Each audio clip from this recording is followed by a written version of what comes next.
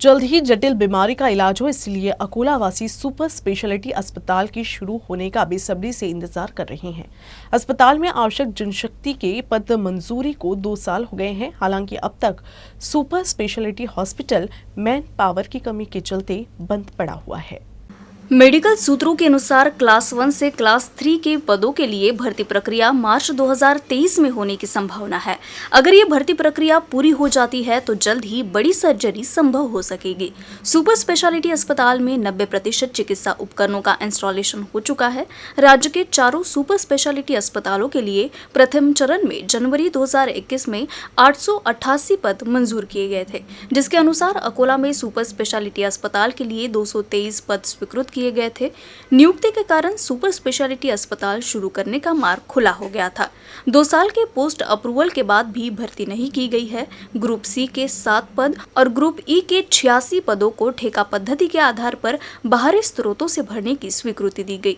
इसी के तहत टेंडर प्रक्रिया लागू की गई थी। हालांकि जानकारी मिली है कि इस टेंडर प्रक्रिया को सरकार ने रद्द कर दिया है। बारिशी टाकली से अकोला मार्ग पर रेलवे क्रॉसिंग पर एक निजी बस हादसे का शिकार हो गई। गनीमत रही कि बस सड़क से नीचे गड्ढे में नहीं गिरी, जिससे बड़ा हादसा होते होते टल गया।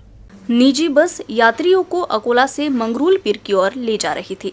बस चालक का रेलवे फाटक के पास अचानक बस से नियंत्रण खो गया। इससे बस रेलवे क्रॉसिंग के पास लोहे के डिवाइडर से टकरा गई। बस के रुकते ही यात्रियों ने खिड़कियों और ड्राइवर साइड के गेट से छलांग लगाकर अपनी जान बचाई। घटना की सूचना पुलिस को दी गई, जिसके बाद पुलिस मौके पर पहुंची। हादसे के कारण कुछ देर के लिए सड़क पर यातायात बाधित हो गया था।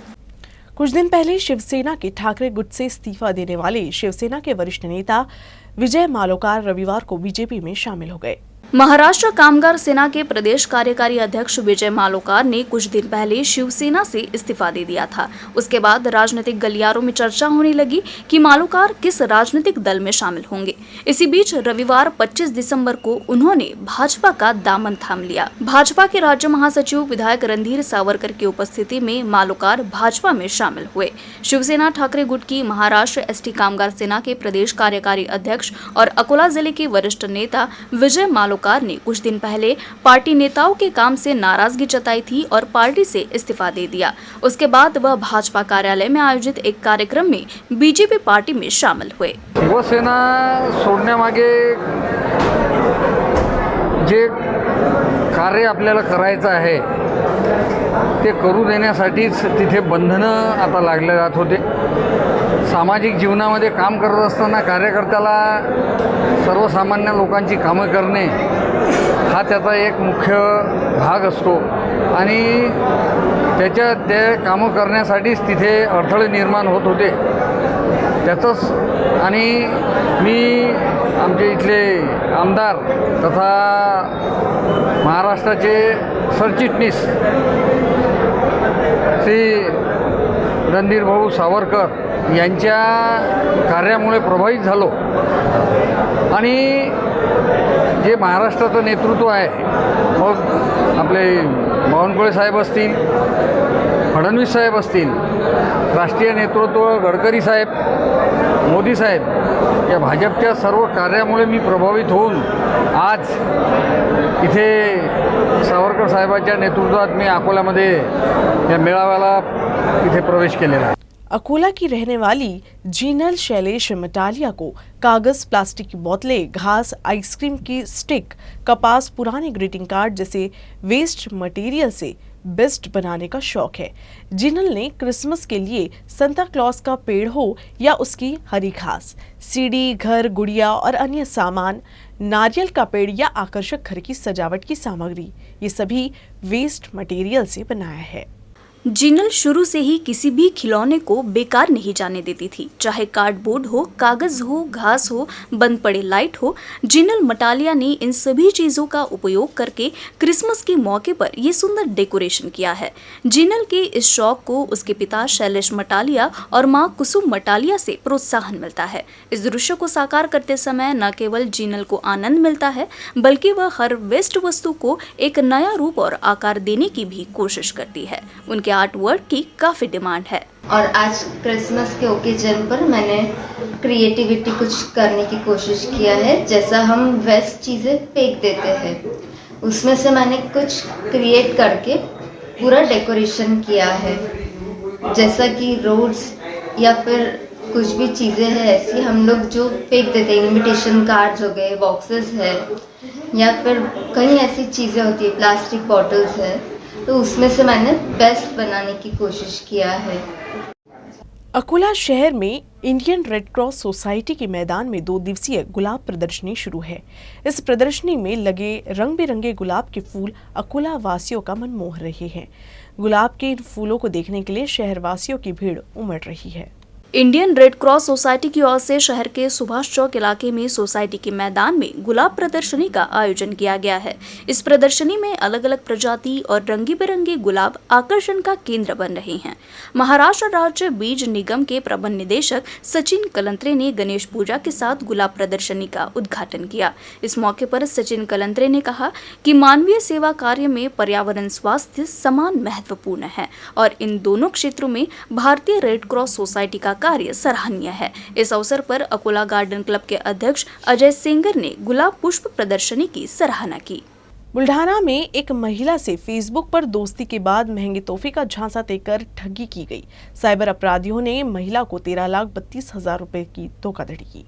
बुल्ढाना की एक महिला को फेसबुक पर एक अजनबी से दोस्ती करना महंगा पड़ गया। अज्ञात ने फेसबुक पर चैटिंग कर 13,32,000 रुपए ठग लिए। महिला को कहा गया कि आपके जन्मदिन पर एक उपहार भेजा गया है और वो अटका हुआ है और उक्त उपहार को छुड़वाने के लिए आपको बताए गए बैंक खाते में ऑनलाइन राशि जमा करना होगा।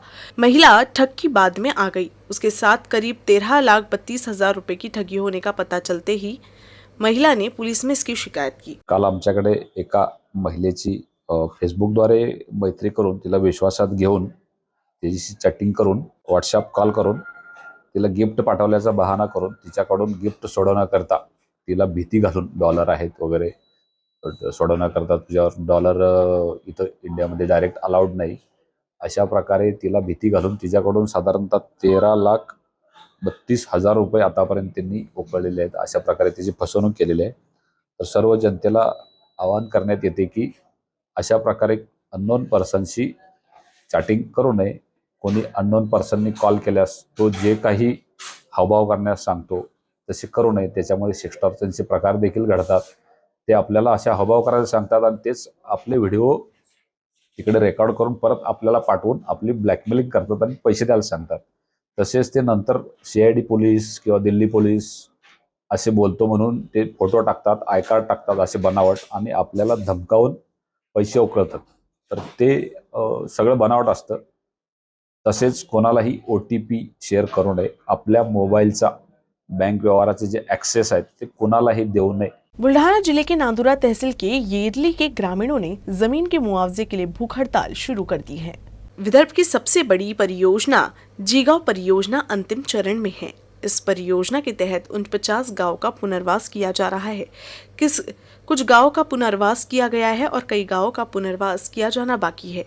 इसमें से नांदुरा तहसील के येरली गांव के 183 ग्रामीणों ने गांवठान पर कब्जा कर लिया है, लेकिन उन्हें अभी तक मुआवजा नहीं मिला है। मुआवजा पाने के लिए ग्रामीणों ने कलेक्टर कार्यालय के सामने आमरण अनशन शुरू कर दिया है।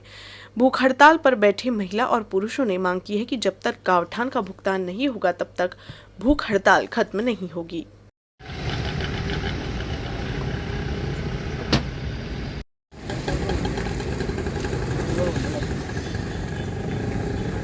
Independent engineers and contractors association ने मांग की है कि अकोला में लोक निर्माण विभाग के कार्यपालन अभियंता ठेकेदारों को समान रूप से काम बांटे। इस मांग को लेकर संघ की ओर से 1 दिवसीय धरना आंदोलन का आयोजन किया गया। मांग नहीं माने जाने तक एसोसिएशन ने जोरदार आंदोलन की चेतावनी दी है। कार्यकारी अभियंता के आशीर्वाद से एक तरफा कार्य होता है और सभी प्रकार के कार्य आवंटन और स्थलांतरण जैसे सभी अधिकार और लेन देन अध्यक्ष अकोला जिला कॉन्ट्रैक्ट एसोसिएशन संचालित करती है। ऐसा आरोप भालेराव ने लगाया है।